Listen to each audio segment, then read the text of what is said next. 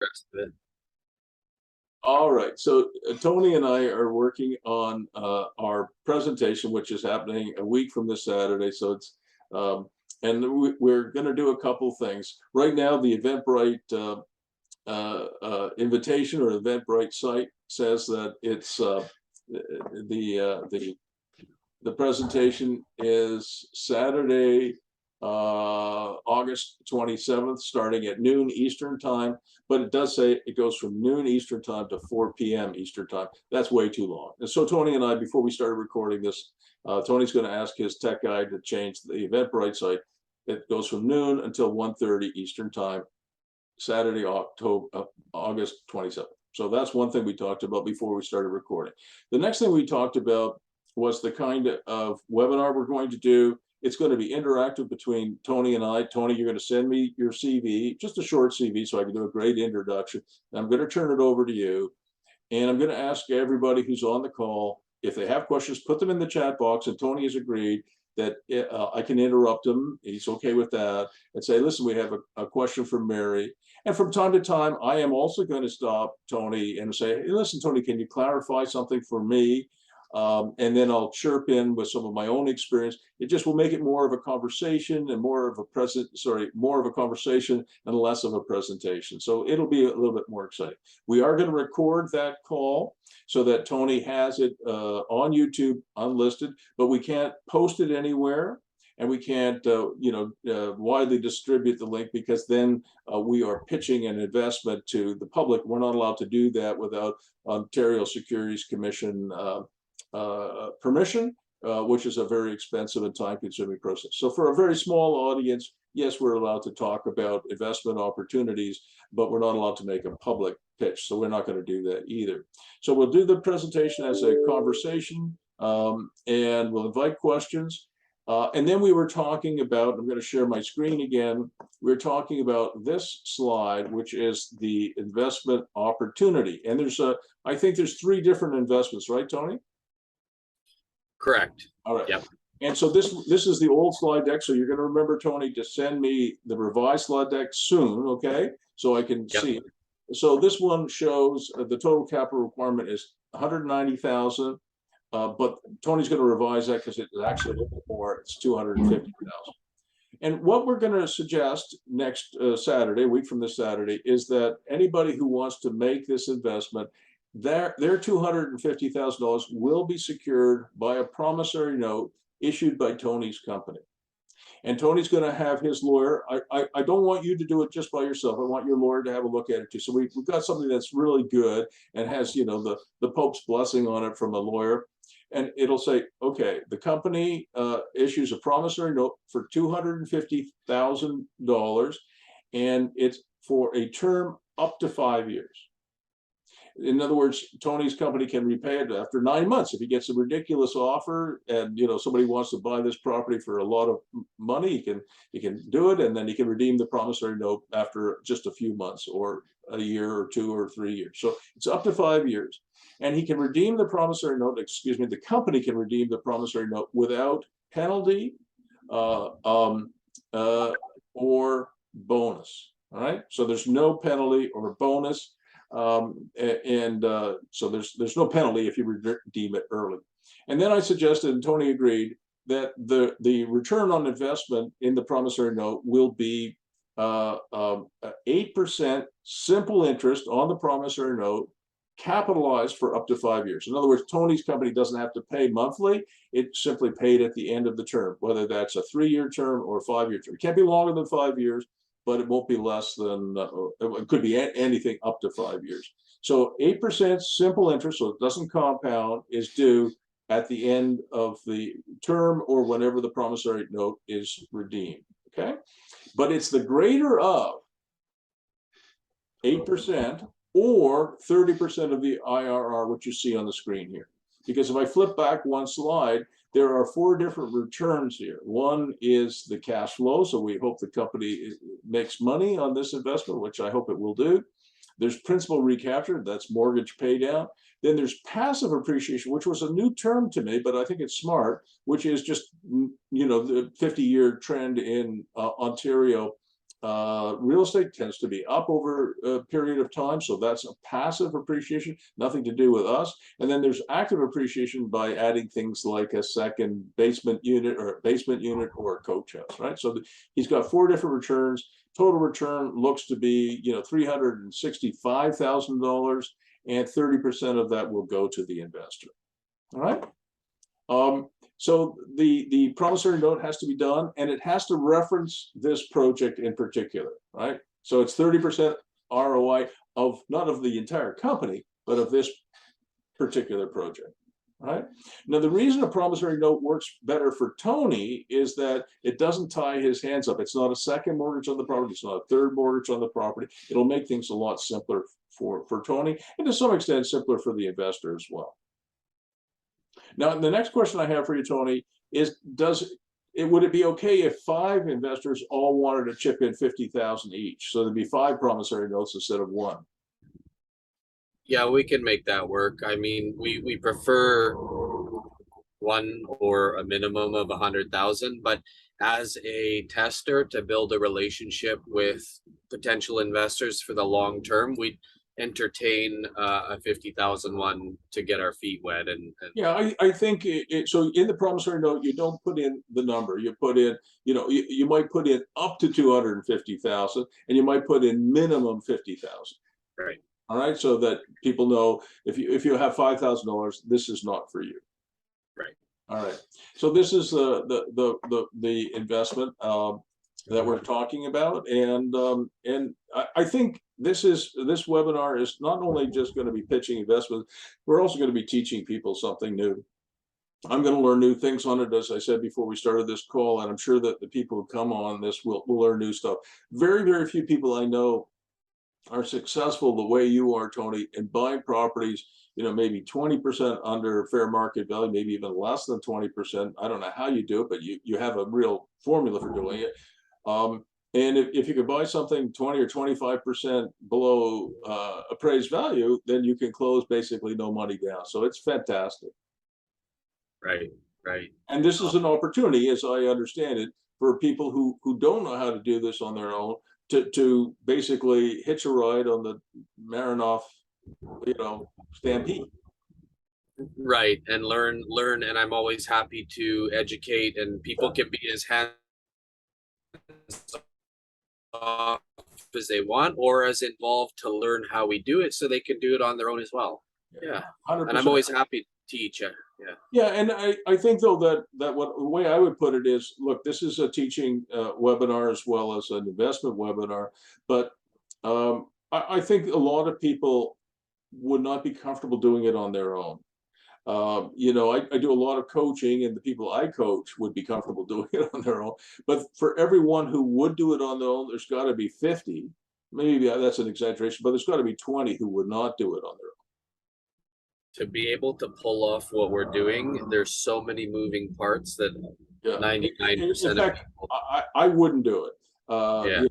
And I've done a lot of different real estate, but I'd much rather, have an entrepreneur like you. You're young, you're full of beans, you've done it, you've got a good track record. As we said, I don't know if it's on this recorded call, but Goldman Sachs announced, as we said before we started recording, announced this week a high interest savings account with their Marcus Bank of 1.7%. Here you can get 8%, and hopefully, if the project is a success, you might make 20 or 30%. Right. And there's so much opportunity to work based on a formula. Even if the market's going down, that means we're getting properties farther below market value, and it's not affecting our exit strategy, because our exit strategy is based on a formula and cash flow. So, it's kind of, the market going down is a good thing for us. I actually agree with you, because the buying opportunities are unbelievable. I was about 4 minutes late on the call today because one of my clients, who's a billionaire, so it helps to have a few $1 billion in your bank account, but he is very, very busy buying right now, because all of a sudden we've got some panic buying going on. and his first name is Rudy, and Rudy was telling me, listen, here's a bunch of offers I want to put out there, and you know, there's a plaza that's empty he wants to buy. There's a piece of land that he's been looking at, and it was priced, I think, at $1.5 million or $1.6 million. Now they've dropped the price to 600 grand, and he's got a plan to push it back to 1.5 or 1.6 million. So, you know, so Right. if rich dudes are doing it, why not you and me, right? Right. Right. So Yeah. I'm all on board with this. I mean, when the real estate market goes down, professionals like you, Tony, actually do better. Right. And the key is, out of curiosity, have you actually refinanced a residentially zoned property, commercial, not commercially, but on a cap rate? I just did the reverse. I just rezoned, not rezoned. I went. I have a commercial building where I wanted. You know, I'm big on this live work thing, Yeah. and I wanted to create at grade. I wanted to create a residential apartment in behind some of the commercial spaces that I have there that are vacant. And so I went to the committee of adjustment, which is a relatively simple process, and the committee gave me permission to put 2 apartments behind the commercial, 2 empty commercial bays. And sure enough, I rented both. Well, rented one of them so far. One to a very nice young woman who's a hairdresser. She runs a very high-end salon, and so she's going to live, you know, in the apartment in behind and work here. So I've done the opposite recently. So what's in your mind? Well, how I have the as complete appraisal for based on a cap rate once these are cash flowing. So have you actually executed a refinance where you buy a single family home, you animate it, and then you refinance it based on a cap rate, not based on Oh, okay. So I answered the wrong question. yeah. So so that is a really good question. And I think the answer is that some of the appraisers are actually coming around now to speaking the investor language more so than they did at any time in my career. Right. Although some of them are not there yet. So I am doing an appraisal on another property where, and this one happens to be mixed, all right? So it's got some residential and some commercial. And Right. and so the argument that I'm making is that the entire building should be appraised based on its net operating income and the whatever the applicable cap rate is, not on comparables. And I'm Right. struggling with that. I'll be honest with you. I'm struggling to convince them on that, and I haven't got their answer yet. I got their appraisal. Right. Their appraisal came in, I think, about 4.4 or 4.5 million, and I'm arguing for a 5.185 million appraisal. So we're about $700,000 or $800,000 apart. And the reason we're Right. apart is they're trying to look at comparables, and I'm trying to convince them that it should be solely, whether it's residential or commercial or mixed, it should be solely on income. But I have had duplexes and triplexes where I've had success convincing appraisers to look at the net operating income and the applicable cap rate. Certainly that's worked in Toronto, it's worked in Long Beach, California, it's worked in Syracuse, New York, and a few other places where I'm active or my coaching clients are active. So you have to negotiate with your Right. appraiser. My appraiser is great. She's doing a great job. I'm just wondering, the next step now is executing it and bringing it to my lender. Have you done that second part of actually for sure. refining a residential property on a cap rate? Yes, and it again, it depends on A, the appraiser, and B, the lender. Some lenders So will not both accept. of them, my lender gave me the appraiser who does all my stuff in Southern Should be okay. Ontario. And he says it's okay, and she's on board. She's given me the appraisal. Then So you've answered your own question. I think you'll be fine. As long as the lender has okayed the appraiser and the appraiser's approach is something that you and I are comfortable with, it'll probably get yeah. approved. I think you've answered your own question. Okay, and I met somebody else who's executed it, but to me it seems surreal that I don't have to worry about the residential market comparables going down. It's like too good to be, it's too easy now. It's It's like, too, yeah, but here's the other thing that might happen is that cap rates are fair market value cap rates are increasing. So right. the other part of the argument I'm having with this particular group of appraisers is the CBRE cap rate in a secondary market in Ontario was 5.5%, and now the appraisers are arguing it should be 6, and I'm arguing it should be 5.5. That's a big Oh, difference. That's a big difference. So right. so you got to fight on at least two fronts. She used the 4.4 cap in mine. She's like, we were talking around 5. She's like, yeah, I think there's 5s in that area. And then she came back. She's like, no, I found 4.4s for you. Like, Yeah, she yeah, came back and yeah. you know, So if I could get 4.4, I would be tap dancing across the stage, badly. But right, yeah, so I'm okay with the 5.5 because I have no intention of selling it. It's just I have to do the refinancing because I got to take out. I've got a 10% construction mortgage for $4 million. I want to replace it with a right, $4.4 million or $4.2 right, million takeout at 5%. right. Can I just share my screen for 2 seconds? So, sorry, let me just make you the co-host. Yeah. All right, Tony, it's all Do you yours. have five more minutes here, Sure, or sure. are you sure you're good for 5 more minutes? I'll be Yeah, quick here. I have some So this coaching is the to do. updated. I have some coaching to do at 4, but not till then. So I'm good. So my team just sent me this updated version. Okay. And I put the hypothetical as complete appraisal right there, 1.4 Wow, million. that's great. So we bought for 750 with no down payment. We're spending 250 in renovations, which we're fully funded on, to get the coach house. Once the coach house is rented, this is the appraisal that both my appraiser and my lender have accepted. And even if the residential market falls, this thing still, it's not based on comparables, it's based on cap rates. So now this is the new 4 ways to win. Remember the old one you saw? Oh, look at that. Yeah, yeah, Yeah, it's that's cool. insane.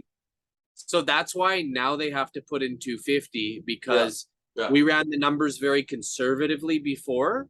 They are still going to get almost 60% ROI, Wow, but it's a little bit more now. So that's fantastic. Oh man, that's good. So the only other slide I would put in here is I would actually put the promissory note in, because I, people want to see it, right? They'll want to see it, and I think that'll be really, really powerful. That's I fantastic. will, I will, I will. That's on my list here, and that's what I'll make sure that's done. All right. All right. I better get ready for my next assignment there, Tony. I'm really looking forward to it. As I said, in the next couple of days, I'll be sending out an invite. You keep plugging it, so will I. We got 13 people so far. They just answered me. Excellent, excellent. Well, we'll get, I'm sure, 20 or 30. All we need is, half a dozen people who say yes, and we'll be good. Right. Awesome. Thank you. Thank you, Bruce. Look Anytime, forward Tony. to it. Okay. See you later.